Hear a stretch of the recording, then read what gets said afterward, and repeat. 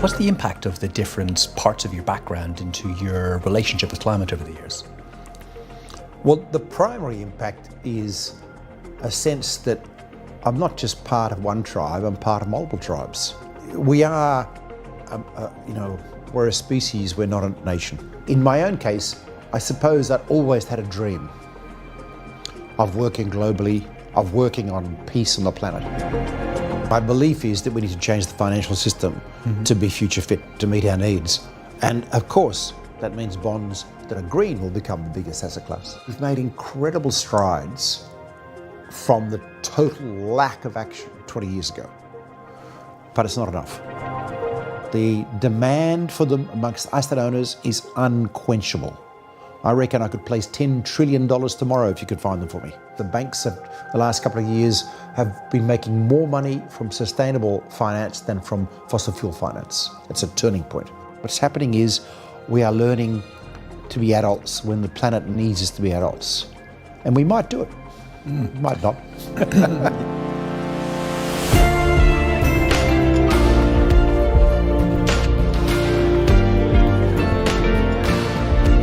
Hi, I'm Chris Caldwell, and welcome to Season 3 of Conversations on Climate.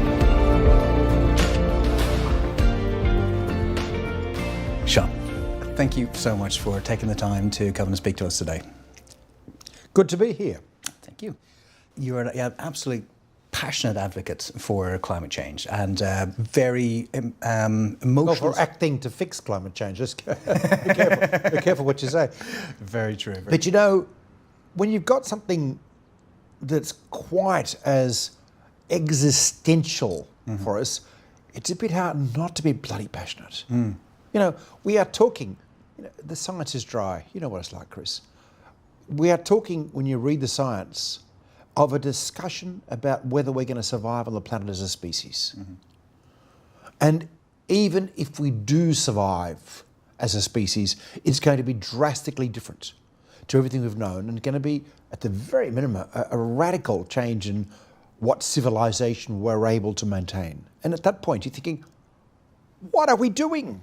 And so I'm going to say, how can you not be passionate when you're looking at your future corroding before your eyes in the science? And yet, we still have the tools available to shift, and we have started shifting. There is no doubt the global economy is shifting now. You know, state action, IRA in the US, GX plan in Japan. We're seeing money go, not to mention the policy improvements of 20 years ago when the Germans introduced feed-in tariff, which has led to a kind of waterfall effect of reduction in solar, thanks to the Chinese then decided to pick up. And so now we have dirt cheap solar everywhere.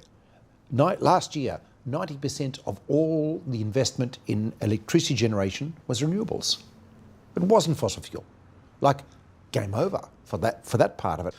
We may be running 30 years late, but now we need to start asking the question, can we speed it up? And then I'm going to leave a last thought with you.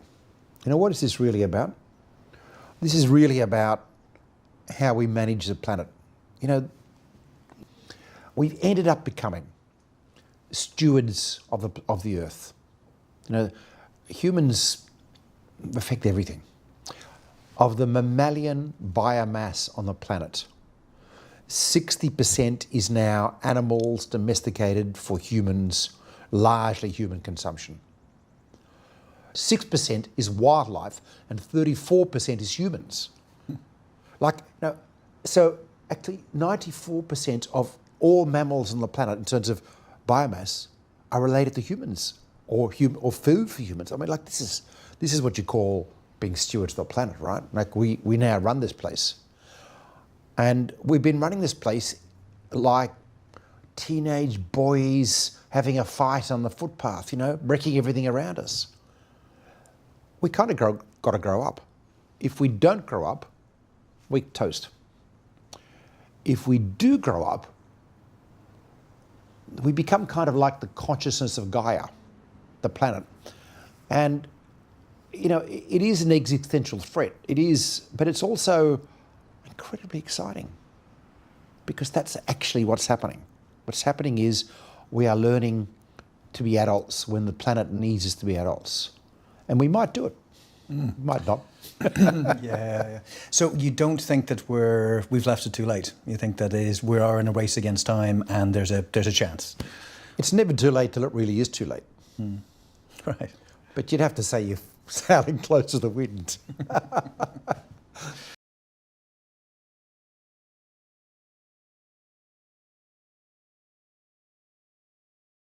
Well, the primary impact is a sense that I'm not just part of one tribe, I'm part of multiple tribes. I carry an Irish passport, by the way. Yeah. So I'm a proud member of the European Union. We are, we're a species, we're not a nation.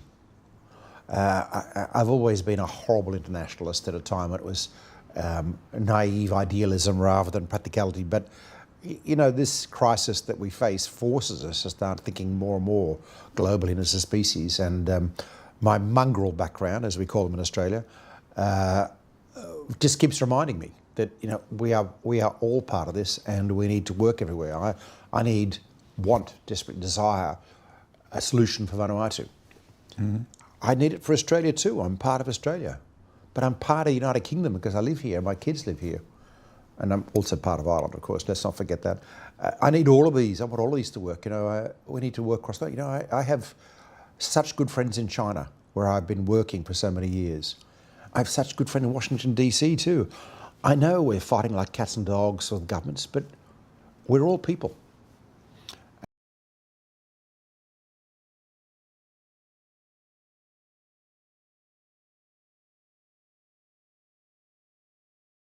You're one of the leaders, if not arguably the leader in the climate bonds world, and you have that position because in 2009 you started something called the Climate Bond Initiative. Could you tell us a little bit about the kind of the vision, the structure, and the contribution that the CBI makes? And I know you've been an entrepreneur yourself, Chris. You know what I mean. Change doesn't come by having necessarily a clear vision of what we're going to change. It's more a matter of you think something and you think, that's obvious, it's bog obvious, why is anyone doing it? You look around for a while, no one's doing it, you think, I'm going to do it myself. That's kind of like the entrepreneurial mindset, if you like. Mm-hmm. And, I know when I first started looking at this, and I had a view that we needed to mobilise capital to change, and luckily we had enough pools of capital on the planet to do what we hadn't done. It just wasn't in the right place yet. So how to do this? I started looking at in about 2007, and my view was I'd have to work in a large organisation. I've got to find the organisations doing this and join them and contribute. I couldn't find anyone. It was bizarre. I'm just thinking, it's such a bog obvious idea. Why is this happening everywhere? And so we launched the organisation as a contribution, essentially with the idea of establishing some memes that others would pick up and run with. And that's still the idea, by the way. The more we create, if you like, encapsulate what it is we think could happen, and the more other people, hopefully, will say, wonderful thing. And you want a situation where there'll be many parents to one heaven. And we're sort of getting there. This, as I said, this particular market's grown 100-fold in the last 10 years.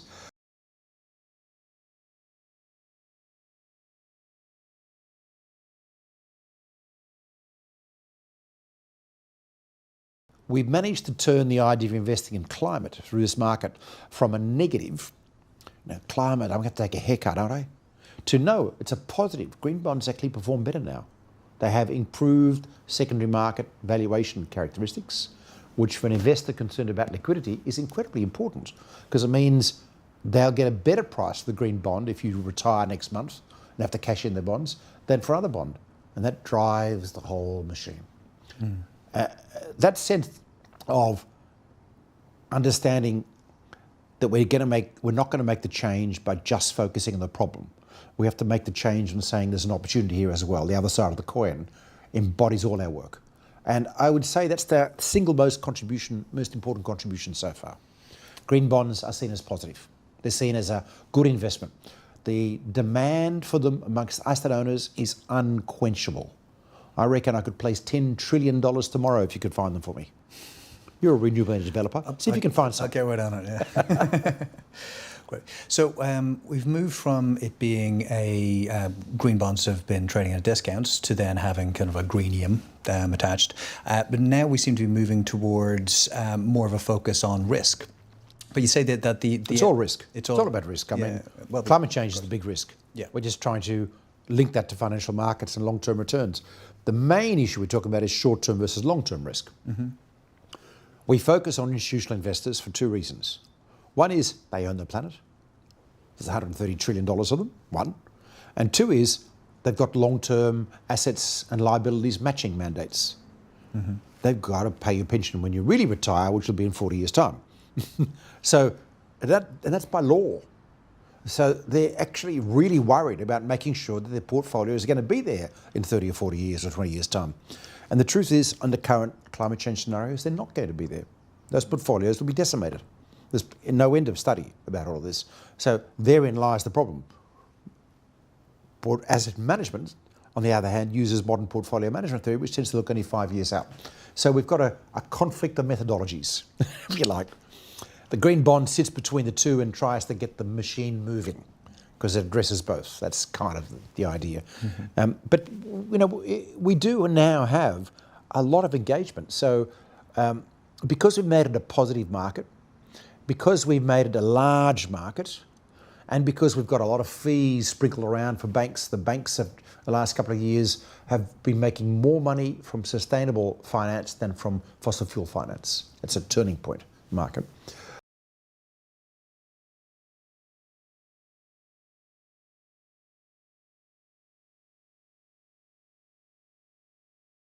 And we've managed to get investors then decide, maybe I should get involved in suggesting more investments. So I've got investors now who tell me they would like to go and speak to the treasuries of different countries around the world to talk about what else they could do.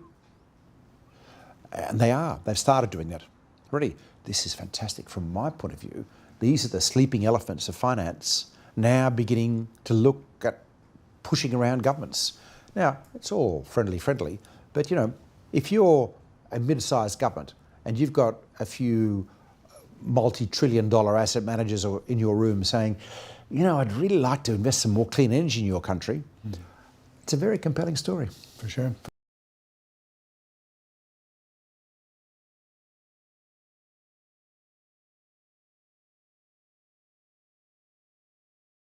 Green bonds have been pretty much dominant. Like they've been very successful, but they've been very locally based. 50% Europe at the moment, but currency-wise, it's about 30% USD, 30% EUR, 20% yuan, and the rest multiple currencies, which is not totally out of order with global capital markets. The USD will be much higher. The US is slightly absent from this equation so far, but you know we've had a lot of green bonds in China. China is currently the world's largest country for green bonds. In India, we've got a really strong green bond market, so relative to India's capital market size, quite strong. In Brazil, in Indonesia, there's quite a few. So it's actually surprisingly well spread. The real issue is capital markets, which is so if you like, there's a reflection of capital markets. As I said, with the problem of the US because of the Republican lunacy that goes on, I think. The more substantial issue is that we need to shift capital markets because to invest in the required investment to address climate change is going to be dominated by emerging market investments. In terms, let's take infrastructure. Some 70% of infrastructure spending is going to be in emerging markets in the next 25 years. At the moment, it's way less than that. And it's got to be green. So how do we shift capital? There's stuff we can do to mobilize domestic capital, like India, for example, actually has quite a lot of capital resources, but it's in the wrong place. It's in things like gold so we've got to do some shifting. And we need to have some level of transfer between North and South. This idea of transfer of North and South is not new, right? You know, the Argentinian economy in the 1900s was built by British investment. So there's plenty of cases, I can go through history of country after country, whose economy was grown by northern investment, spare capital from richer countries. But we haven't been focusing on green. So what we're talking about really is doing what we've done many times in the past for transfer of wealth. And this doesn't make sense, right? If you take a country like Japan, where growth is flat or minor because of demographics. I mean, the actual growth in wealth per citizen is quite good. It's just that the population is declining. But they've got huge capital resources. To get returns for the people of Japan, to be able to support themselves in retirement in 10 years, 20 years and 30 years, they're going to have to invest in emerging markets where the returns are. So there's a simple case that this is required. It's not too hard. We've just got to get it happening fast because it helps us with climate change. It will happen anyway, but it could take 20 years. It's a bit like I listened to a speech once by a Conservative treasurer in a country who started talking about the demographic crisis. Oh, it's a disaster. Our population's going down. We need more kids here. The economy's going to the chute. And I'm thinking, sorry, what you're actually saying is white people are declining in population that are born locally. If you look at the countries next door that aren't white, and you look at the population curve, actually, they've got all the young people you need. And in fact, with the global population, if you look at where they are, it's actually a perfect curve pyramid of population density at the moment. It might change in the future, but right now, the solution to demographic crisis, to the paying of pensions for retirees, is not to bring in more robots or to pay women to have more kids. It's actually to be more international, which is perfect, right? Because we want emerging markets to go green. It doesn't mean they all have to move to your city. My God knows we need the doctors and the nurses. It means we want to invest in Nigeria. We want to invest in Pakistan. We want to invest in Brazil.